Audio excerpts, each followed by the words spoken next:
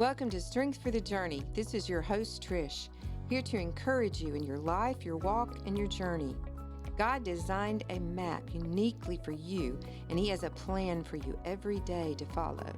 More good news? You never walk alone. God is right there with you.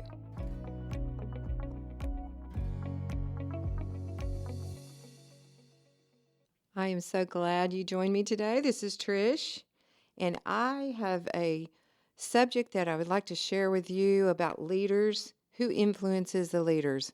I've been thinking about this a lot since we are going to inaugurate our country a new president this next week. And so I did some research on different presidents, and actually the book that I came across was Mothers of Influence. And this particular mother I read about, her name is Nelle Wilson Reagan, Ronald Reagan's mother. And I wanted to look at some of the history of what influenced his life and how he became a president. Back years ago, when he was growing up as a child, his father's name was Jack Reagan. And Jack Reagan had a problem of drinking alcohol too much. He was a congenial, likable fellow, but he had that problem with alcohol to where sometimes Ronnie Reagan, they called him Ronnie, would have to help his dad and help manage his things that his dad was trying to do. So Ronnie felt anger and resentment as he grew older, especially as a teenager, and talked to his mother, who explained to him that the effect of alcohol had on his father was an illness that only Jack could overcome. She helped Ronnie see that he did not own the problem or its consequences, but that he needed to go on with his life. So Nelle was instrumental in influencing her family, her husband and her son, in religious revivals of the time. She was a soft-spoken woman.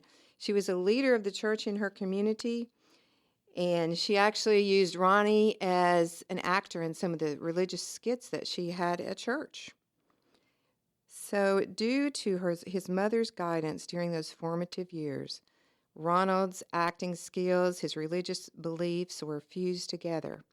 After high school, he went to Eureka College, and then, as many of you know, he went on to become a very famous actor and had grace under pressure as he acted in many movies and in television. He became a leader in this Screen Actors Guild. During that time, the issue of communism was going around, and his political views, he became known as he later was elected the Republican governor of California. So in 1980, Ronald Reagan reflected the values he had learned from his mother, declaring that if he were shipwrecked, he would choose only one book to read for the rest of his life, and he decided to choose the Bible. Think about that. If you were shipwrecked, if you could only have one book, what book would you want to have with you on a deserted island? He said that all the complex questions facing us at home and abroad have their answer in that single book. There was an assassination attempt on Ronald Reagan in 1981. His mother wrote to him, I found myself remembering that my mother's strongest belief was that all things happen for a reason.